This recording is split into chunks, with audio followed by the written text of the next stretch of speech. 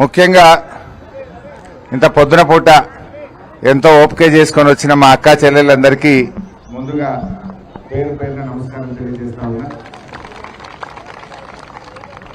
వేదిక మీద ఉన్న మా పటాన్ చెరువు నియోజకవర్గ ఇన్ఛార్జ్ తమ్ముడు ఆదర్శ్ రెడ్డి గారు, అదేవిధంగా గూడెం మధుసూదన్ రెడ్డి గారు, పార్టీ సీనియర్ నాయకులు, మా షెల్లాపూర్ మున్సిపల్ చైర్మన్ సోమరెడ్డి గారు, మాజీ జెడ్పీటీసీ తమ్ముడు శ్రీకాంత్ గౌడ్ గారు, అదేవిధంగా మన పటాన్ చెరువు కార్పొరేటర్ మెట్టు కుమార్ యాదవ్ గారు, అదేవిధంగా పరమేష్ యాదవ్ గారు, తమ్ముడు పృథ్వీరాజ్ గారు, మెరాజ్ మా విద్యార్థి నాయకుడు వెంకటరెడ్డి గారు, మల్లారెడ్డి గారు, అదేవిధంగా మా మాజీ ఎంపీపీ శ్రీశైలం గారు, విష్ణువర్ధన్ గారు, సంపత్ గారు, వేదిక మీద ఉన్న విజయ్, వెంకటేష్, దేవేందర్ యాదవ్, ఇంకా పార్టీ సీనియర్ నాయకులు, అందరూ ఏమనుకోకుండా పేర్లు చెప్పలేదని, వేదిక మీద ఉన్న పెద్దలు, ముఖ్యంగా మా చిక్కుల్ అన్నాదమ్ములకు అక్కా చెల్లెలందరికీ పేరు పేరు నమస్కారం.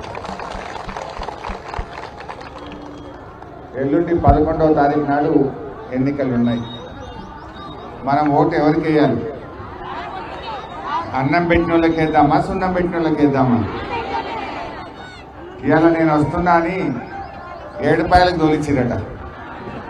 7 పాయలకు తోలిచ్చినా, 7 కొండల కాడికి తోలిచ్చినా గెలిచేది న్యాయం గెలుస్తుంది, ధర్మం గెలుస్తుంది, బీఆర్ఎస్ పార్టీ గెలుస్తుంది.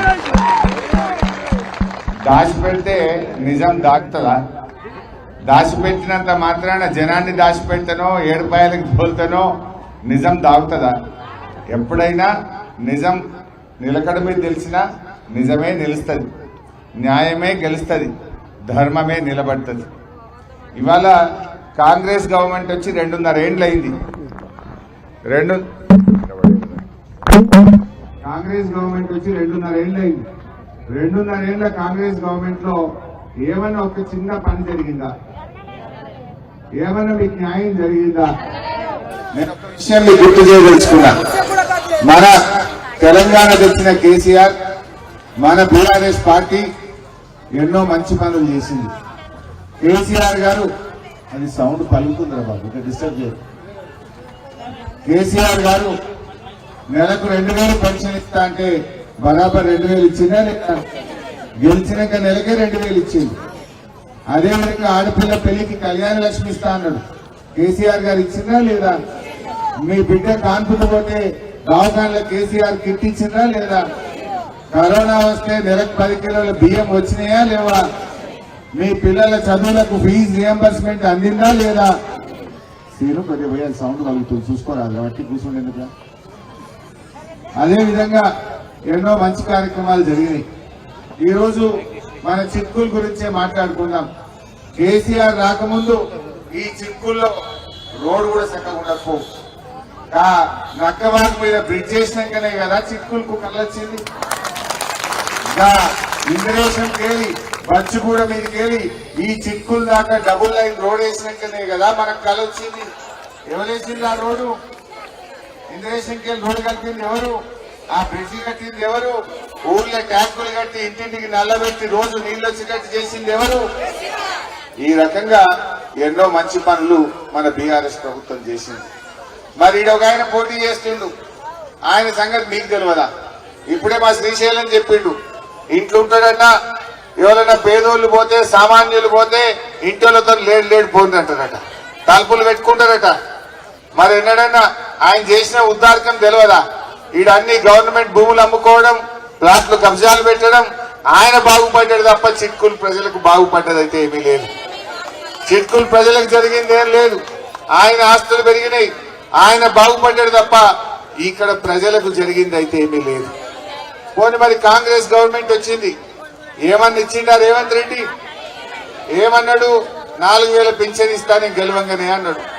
మన్మడు వచ్చి నీ కాళ్ళు ఒత్తుతాడు అన్నాడు. వచ్చినాయా 4,000? మన్మడు ఒత్తిండు ఆ కాళ్ళు? అది డోకా చేసిండు. మా మహిళలకు, అక్క చెల్లెలకు నెలకు 2,500 జీతం పడ్డట్టు బ్యాంకులు వేస్తా అన్నాడు.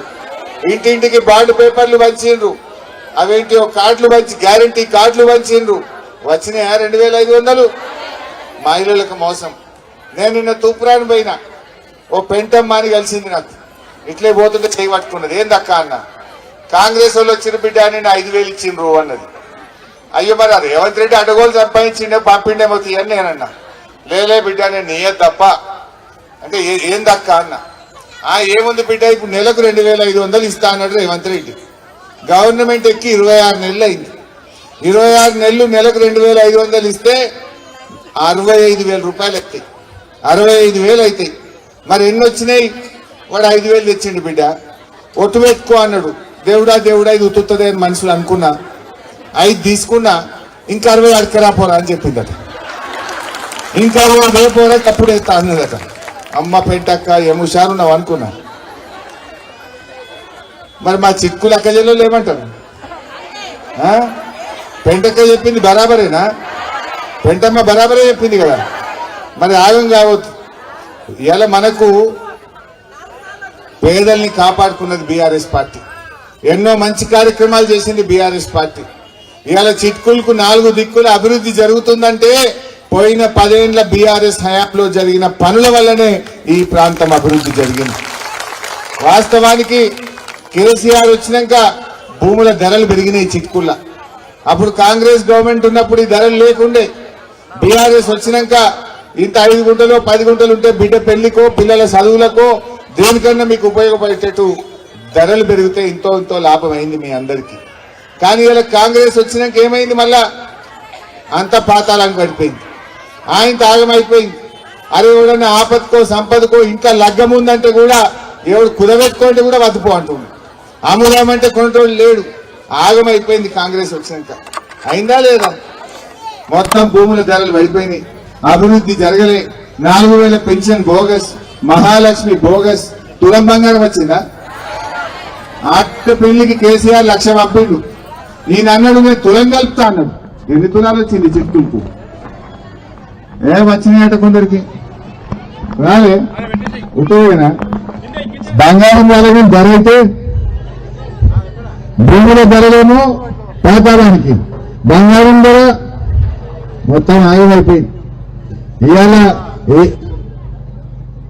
మీ బిడ్డ కాంపుకు పోతే పదంచెరు దాఖలంలో కాంపు చేసి కడుపు నుండి అన్నం పెట్టి కేసీఆర్ కిట్ ఇచ్చి తల్లిని పిల్లలు తెచ్చి చిట్టుకుల్లో దించిపోలేని కాంగ్రెస్ వచ్చింది. అది బంద్ అయిపోయింది. కేసీఆర్ కిట్ మాయమైపోయింది. బతుకమ్మ చీరలు బంద్ అయిపోయినాయి. చెరువులలో చేప పిల్లలు మోసడం బంద్ అయిపోయింది. బంద్ కాదు. అదేవిధంగా గోళాలకు గొర్రె పిల్లలు బంద్ అయింది. దళిత బంధు బంద్ అయిపోయింది. ఏ పిల్లల చదువులకు ఫీజు రియంబర్స్మెంట్ మీ పిల్లల్ని అడుగుంది. స్కాలర్షిప్ పైసలు వస్తలేవు, ఫీజు రియంబర్స్మెంట్ పైసలు వస్తలేవు. పిల్లల చదువులు ఆగమవుతున్నటువంటి పరిస్థితి ఉన్నది. మా ముస్లింలు కనబడుతున్నారు. ఇప్పుడు రంజాన్ ఉంది 16 తారీఖు. కేసీఆర్ ఉంటే రంజాన్ తోఫా వస్తుండే. ఇప్పుడు ఉన్నదా తోఫా? తోఫా పోయింది, అన్ని పోయినాయి. కేసీఆర్ ఉండగా షాదీ ముబారక్ ఇచ్చిండు, తుమ్రి స్కూళ్లు పెట్టిండు. అదేవిధంగా ఇమాం మోజంకు తనఖా ఇచ్చిండు. 3,000 కోట్ల రూపాయల బడ్జెట్ ఇచ్చిండు. కాంగ్రెస్ వచ్చినాక నా హింద్ బతుకమ్మకు చీరలు బంద్ అయినాయి, రంజాన్ కు తోఫా బంద్ అయింది. అంత మోసం. ఇవాళ ఏ కార్యక్రమం కూడా జరుగుతలేదు. అయినా కూడా చిట్కిల్లో ఓటేద్దామా? అందుకే నేను మొదలు అడిగిన, అన్నం పెట్టిన వాళ్ళకా సున్నం పెట్టిన వాళ్ళకా? ఇవాళ కేసీఆర్ ఏమో ఇంత అన్నం పెట్టిండు. కరోనా వస్తే 10 కిలోల బియ్యం ఇచ్చిండు, 2,000 పెన్షన్ ఇచ్చిండు, కళ్యాణ లక్ష్మి ఇచ్చిండు, కేసీఆర్ కిట్ ఇచ్చిండు, మంచినీళ్ళు ఇచ్చిండు, ఫీజు రియంబర్స్మెంట్ ఇచ్చిండు, 1,60,000 ఉద్యోగాలు ఇచ్చిండు, పండుగకు ఆదుకున్నాడు, అన్ని చేసిండు. రేవంత్ రెడ్డి 4,000 ఇస్తాను సున్నం పెట్టిండు, తులం బంగారం అని సున్నం పెట్టిండు, మహిళలకు 2,500 అని సున్నం పెట్టిండు. పెట్టలేదా అని? ఆయనేమో సున్నం పెట్టిండు, అన్నం పెట్టిందేమో కేసీఆర్. ఇక కాకపోతే ఒక్కటి చేసిండు, బస్సు ఫ్రీ. బస్సు కథ అంతా తొస్తాయి కదా. ఆ బస్సు కథ కూడా మీకు అర్థమైంది. మొన్న ఒక చెల్లె చెప్తుండే, ఏమున్నా సారు నేను నా భర్త ఇద్దరం బస్సు ఎక్కితే నాకు ఫ్రీ అన్నాడు. నా భర్తకు మొన్నటిదాకా 20 రూపాయల టికెట్ ఉంటే 40 చేసిండట. ఇక నాకు ఇచ్చింది ఏమన్నారు సార్, 20 టికెట్ 40 చేసి భర్త దగ్గర గుంజిండు, నాకేమో 20 ఫ్రీ అన్నాడు. ఇక ఆడికాడికి అయింది సార్, నాకేమి ఇచ్చిండు అన్నాడు. అంటే భార్యకు ఫ్రీ, భర్తకు డబుల్ టికెట్. అంతేనా? పెరిగిందా లేదా? మీ భర్తలను అడగండి. టికెట్ ధర పెరిగిందా లేదా? డబుల్ అయిందా లేదా? సో ఆ రకంగా అందరినీ మోసం చేసిండ్రు. మరి నేను మీ చిట్కుల్లో మంచి అభ్యర్థులు, మా తమ్ముడు శ్రీశైలం మాజీ ఎంపీగా పనిచేసిండు, మంచి నాయకుడు.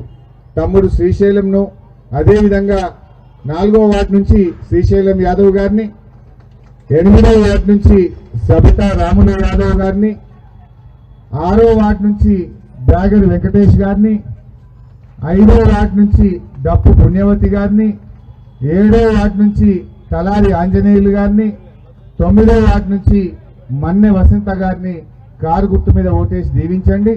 తప్పకుండా మీ గ్రామ అభివృద్ధికి మీ కార్యక్రమాలు ఏమున్నా కూడా చేయిస్తా. మిగతా వాళ్ళకు కూడా అందరికీ సంధాయించి చెప్పి ఈ గ్రామ అభివృద్ధికి కారు గుర్తు మీద ఓటేయాలని కోరుతూ జై తెలంగాణ. కారు గుర్తుకే, కారు గుర్తుకే.